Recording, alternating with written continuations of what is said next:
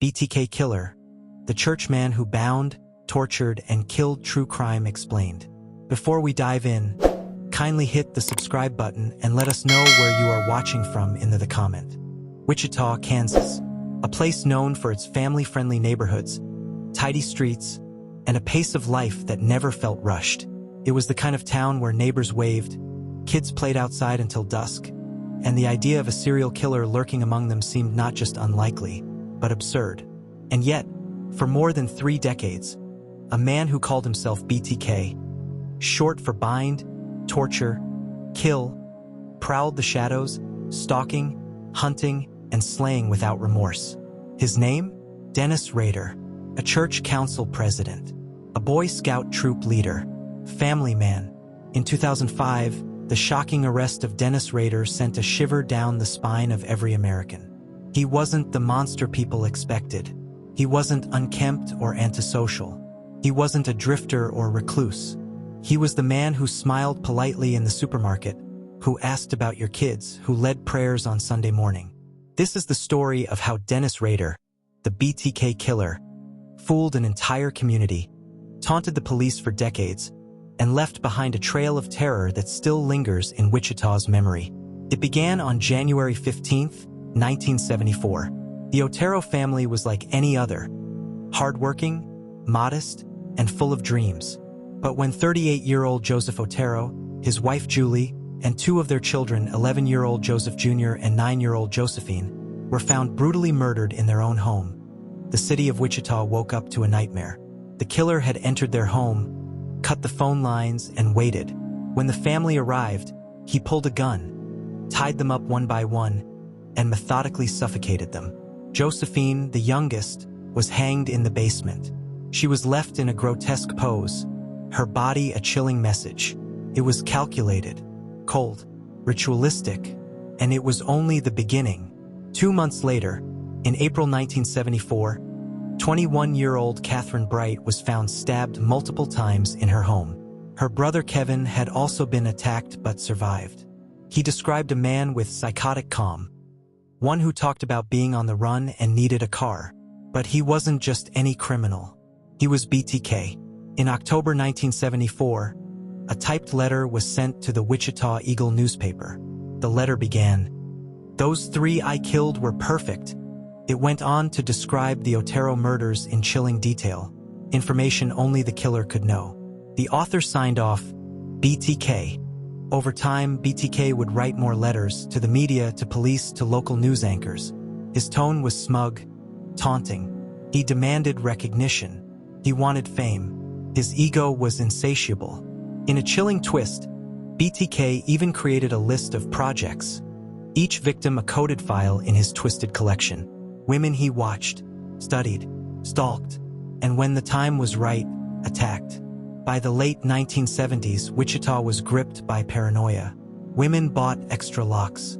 Men carried guns. The police formed a special task force. Yet despite their efforts, BTK remained a ghost. His attacks were spaced out, sometimes years apart, but each killing was brutal, personal, and meticulous. In 1977, he murdered Shirley Vian while her children were locked in a bathroom. In 1978, Nancy Fox was found strangled, posed in a deliberate way, with a phone cord used to alert police afterward. BTK had called 911 himself. Then silence. For 5 years. No letters. No murders. Nothing. Some believed he was dead. Others feared he was simply waiting. Dennis Rader lived an unassuming life. He got married in 1971, had 2 children, worked as a compliance officer for the city. He handed out citations for overgrown grass, stray pets, or cars parked incorrectly. Neighbors described him as meticulous, orderly, and sometimes aggressive about the rules. He became president of the local church council at Christ Lutheran Church. He gave sermons, led prayers, volunteered, all while hiding an insatiable need to dominate, hurt, and kill. Rader's crimes were driven not just by control, but by fantasy. He often dressed in women's clothes, took self-photos in bondage, and stored them as trophies. Each kill fed his dark imagination. But the real thrill came from knowing he was smarter than everyone else. By 1988, the murders had stopped. Or so it seemed. BTK had vanished. Wichita exhaled. Life returned to normal. Or did it? For more than 2 decades, Dennis Rader had disappeared into the shadows. The killings had stopped, the letters had gone silent, and Wichita, Kansas, was starting to believe that BTK might have either died or moved on.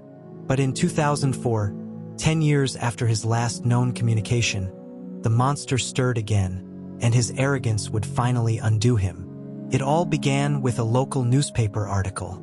The Wichita Eagle published a retrospective on the 30th anniversary of BTK's first known murder, the 1974 Otero family slaying.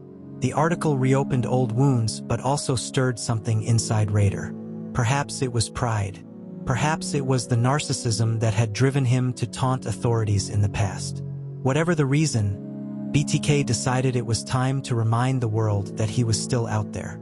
In March 2004, the newspaper received an envelope containing a photocopy of the driver's license of Vicki Wegerle, a woman murdered in 1986.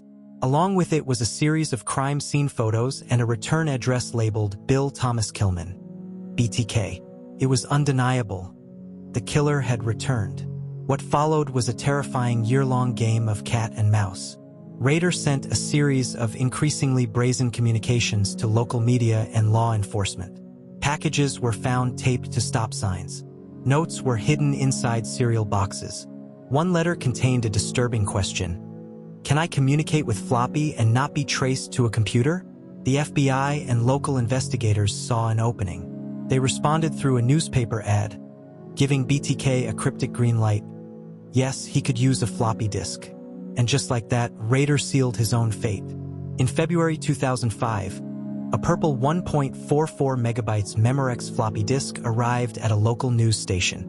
Investigators recovered data from the disk and found metadata pointing to a computer at Christ Lutheran Church and a user account named Dennis. A quick search of church leadership led them to Dennis Rader, a name that had never been on their radar before. But digital forensics alone wasn't enough. Authorities needed more, something irrefutable. That's when they turned to Rader's daughter, Carrie. With discretion and legal permission, investigators obtained a Pap smear sample she had submitted to a medical facility. It was compared to DNA from BTK crime scenes. The match wasn't exact, but it was close enough to suggest that the killer was a close biological relative. On February 25, 2005, Dennis Rader was arrested just blocks from his home. He was driving his black Jeep Cherokee, calm, collected, and completely unaware that his double life was over. Inside his home, police uncovered a hidden trove of evidence. Drawings of his victims, trophies from the crime scenes, handwritten plans for future murders, a mask, rope, even meticulously labeled binders detailing every murder. Dennis Rader was BTK, and he had walked among them all along. The public reaction was disbelief. Rader had been the president of his church council. He was a Cub Scout leader. He worked as a compliance officer for the city, someone whose job was literally to enforce rules and regulations. Neighbors described him as strict but respectable. Co-workers recalled him as organized and methodical. But in the quiet corners of his mind, Rader had maintained a meticulous fantasy world of bondage, torture, and murder. In interviews following his arrest, Rader admitted to enjoying the attention. "I'm a monster," he told investigators, with a chilling lack of remorse. He recounted each murder in clinical detail, referring to them as projects. He spoke of his victims not as people but as objectives. He explained how he stalked them, studied their routines, and executed his plans. He kept journals, sketches, and even tried to write a memoir he titled The BTK Story. The very floppy disk that led to his arrest? Rader included a letter on it complaining about being misunderstood. He wanted to be seen as an artist, a craftsman of terror. The case sent shockwaves through the nation, not just because of the brutality of Rader's crimes, but because of how long he had gotten away with them. He had stopped killing in 1991, the same year he took a job enforcing local codes. Many assumed he had either died or been imprisoned. Instead, He had transitioned into a phase he later called cool down, where he fed his urges through fantasies, writing, and collecting mementos. His downfall was born of ego. BTK couldn't resist the urge to remind the world that he existed. He wanted credit, validation, and in seeking it, he made a mistake that ended his reign of terror. It was a digital slip, a single click, that brought justice to more than a dozen grieving families. And that's how a floppy disk, a relic of outdated technology, ended the decades-long nightmare of one of America's most terrifying serial killers. When Dennis Rader was arrested in February 2005, the community of Wichita let out a collective gasp of relief, of horror, and of disbelief. After decades of haunting the shadows, BTK, the faceless figure responsible for 10 grisly murders, now had a face. That of a suburban father, a church leader, a rule-enforcing city worker. But if the arrest was the unraveling of a mystery, the trial would be the reckoning. On June 27, 2005, Dennis Rader stood before a Kansas courtroom in a beige jumpsuit. The room was silent. Cameras rolled. Victims' families sat with tissues clutched in hand. What happened next would shake everyone to their core. Instead of entering a plea of not guilty or negotiating a deal, Rader calmly pled guilty to 10 counts of first-degree murder. But he didn't stop there. In one of the most chilling legal confessions in American history, he described each murder in disturbing detail, his voice flat, emotionless. He walked through the 1974 Otero family slayings, how he cut the phone lines, how he tied them up, how he killed them one by one. He described Josephine Otero's hanging as if recounting a home improvement project. Cold, precise, detached. For each victim, he recounted the planning, the stalking, the thrill of domination. It was as if BTK had finally been given the stage he'd long craved. The courtroom was his theater, the public his audience. Experts from across the country watched the confession unfold with morbid fascination. How could a man lead such a normal life, be a father, a church leader, and harbor such monstrosity? Forensic psychologists later analyzed Rader's behavior. He exhibited traits consistent with narcissistic personality disorder and antisocial personality disorder. He lacked empathy. He had a grandiose sense of self. And most disturbingly, he derived pleasure from the pain of others. Dr. Catherine Ramsland, a criminal psychologist who later interviewed Rader extensively, said, "He compartmentalized his life. He boxed up the killer inside and went about his daily routine like nothing ever happened." His explanation for his actions? He blamed a dark inner force he called Factor X. Whether that was a convenient excuse or a manifestation of delusion, the result was the same. 10 lives brutally stolen. The trial wasn't about proving guilt. Rader's own words had sealed that. It was about giving voice to the victims and offering some form of justice. Family members took the stand. Some wept, some screamed, some stared daggers at the man who had destroyed their lives. Charlie Otero, who was just a boy when his entire family was killed, stood strong. "You took my mother, my father, my brother, and my sister," he said. "You turned my life into a nightmare." His voice cracked. The courtroom did too. Even the judge appeared shaken. Judge Gregory Waller, who presided over the sentencing, called Rader's actions the most heinous crimes imaginable. On August 18, 2005, Dennis Rader was sentenced to 10 consecutive life terms without the possibility of parole. At the time, Kansas did not have the death penalty in effect, much to the frustration of many survivors. He would serve his sentence at El Dorado Correctional Facility, a maximum security prison. To this day, Rader remains behind bars, segregated from the general population under close observation. And yet, even from prison, he continued to seek attention. He corresponded with authors, signed letters Your Friend, Bill Thomas Killman, and craved recognition. He wasn't done telling his story, but the world had heard enough. The BTK trial offered a form of closure, but not peace. For the families, nothing could bring back what was taken. For the city, scars remain. And for law enforcement, the case remains a grim reminder of how long a killer can hide in plain sight. Still, the trial did bring answers. It revealed the full extent of Rader's crimes. It confirmed that BTK and Dennis Rader were one and the same. And it removed a predator from society forever. But it also raised haunting questions. How many more like him walk among us? How do we truly spot a killer when they wear a mask so well? The courtroom battle may have ended, but the impact of BTK didn't stop with his conviction. His story became a template for law enforcement, a subject of academic study, and an eerie blueprint for future killers. In the aftermath of his arrest, the world didn't just ask how Dennis Rader killed. It asked how he lived. How could someone who bound, tortured, and killed innocent people for decades exist unnoticed in a tight-knit community, serve in church, raise a family, and hold a public job? The answer, as chilling as his crimes, was simple. He mastered the mask.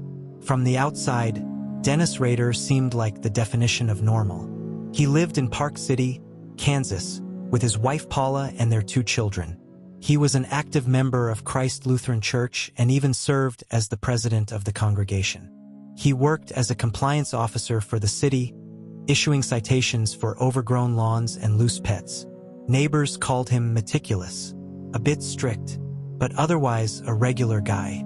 Inside, however, Rader was something far more sinister. He created a mental partition in his life, a compartment where the BTK persona thrived, separate from his family man image. On Sundays, he led prayers. On weekdays, he planned murders. The man who held hands in church was the same man who bound his victims in their own homes and watched their lives extinguish. It wasn't a case of snapping. It wasn't a mental breakdown. It was control, calculated, methodical, and terrifyingly consistent over 30 years. Rader's job as a city compliance officer gave him a disturbing level of power. He wore a uniform, he carried a clipboard, and most importantly, he had an excuse to approach homes, knock on doors, and patrol neighborhoods without suspicion. Several residents recalled feeling unsettled by him. Some said he was overly aggressive. One woman remembered how he once measured the grass in her yard with a ruler and threatened a fine. Others noted how he scolded children for crossing property lines. But no one ever imagined what lurked beneath the surface. His job, his church status, his family, all served as camouflage. He played the part so well, the idea that he could be the BTK killer didn't just seem unlikely. It seemed impossible. Perhaps the most haunting aspect of Rader's double life is how thoroughly he deceived his family. Paula Rader, his wife of over 3 decades, filed for an emergency divorce the moment he was arrested. She claimed she had no idea of his crimes. So did their children. His daughter, Carrie Rawson, wrote a memoir years later titled A Serial Killer's Daughter.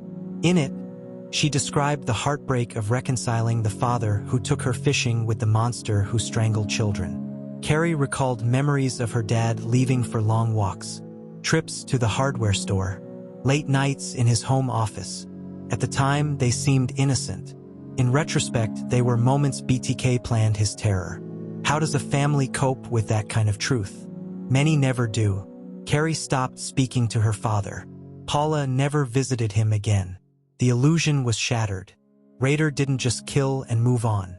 He kept trophies, photos, sketches, and victim IDs. He stored them in a locked cabinet and sometimes under floorboards. He even wrote stories about his crimes and drew scenes from his attacks. One image investigators found was a chilling self-portrait. Rader had drawn himself bound in ropes, mimicking his victims. In his sick mind, he didn't just fantasize about domination, he ritualized it. He called his victims projects, and himself a monster in letters. Yet he also sought admiration, sending letters to the media, taunting police, and crafting his own myth. This wasn't a man haunted by guilt. It was a man addicted to attention, and who had learned to feed that addiction while living as a trusted member of the community. One of the key ways Rader evaded detection for so long was his routine. He was predictable, and in being so, he made others feel safe. He mowed his lawn at the same time every weekend. He went to the same church for years. He attended city council meetings. His routine made him seem reliable, even boring, and that, ironically, made him invisible. But when investigators finally connected the dots in 2005, all those normal moments became sinister. The man helping carry groceries after Sunday service was also BTK. The father teaching his son how to change a tire had killed someone's daughter in a basement. Rader's undoing wasn't a mistake made in the heat of passion. It was his ego, the same arrogance that drove him to restart communication with the media in 2004. That need to be acknowledged, even celebrated, pushed him to send letters again, and eventually that fateful floppy disk. The mask he wore for decades didn't slip. He took it off willingly, believing himself untouchable. But the moment it came off, the world saw not a man, but a monster, carefully hidden in a neighbor's smile. Dennis Rader fooled everyone for decades. But when the truth emerged, it raised a terrifying possibility.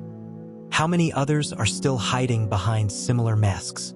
When the courtroom doors finally shut and Dennis Rader was sentenced to 10 consecutive life terms, a wave of relief swept over Wichita, Kansas, and the entire nation. But what lingered behind was more than just relief.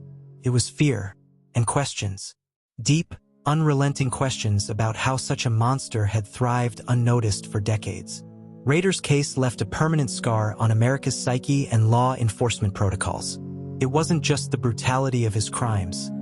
It was the chilling normalcy of his life. He wasn't a drifter or a shadowy figure hiding in the woods. He was a neighbor, a church leader, a father. After Rader's capture, criminal profiling and police investigations evolved. Law enforcement agencies across the country reviewed their unsolved cases through a new lens, searching not just for strangers, but for suspects hiding in plain sight. Behavioral analysis units began revising their methods. The BTK case proved that serial killers didn't need to be loners. They could be family men. They could be respected in their communities. They could shake your hand one day and strangle you the next. Departments began re-examining missing person reports, cold cases, and overlooked evidence. FBI databases saw increased use for cross-referencing details between jurisdictions. Suddenly, patterns began emerging in places where no one thought to look before. Rader's case became a training model for investigators worldwide. His manipulation of the media, his coded messages, and his self-crafted mythology became tools for understanding other unsolved crimes. Wichita was never the same.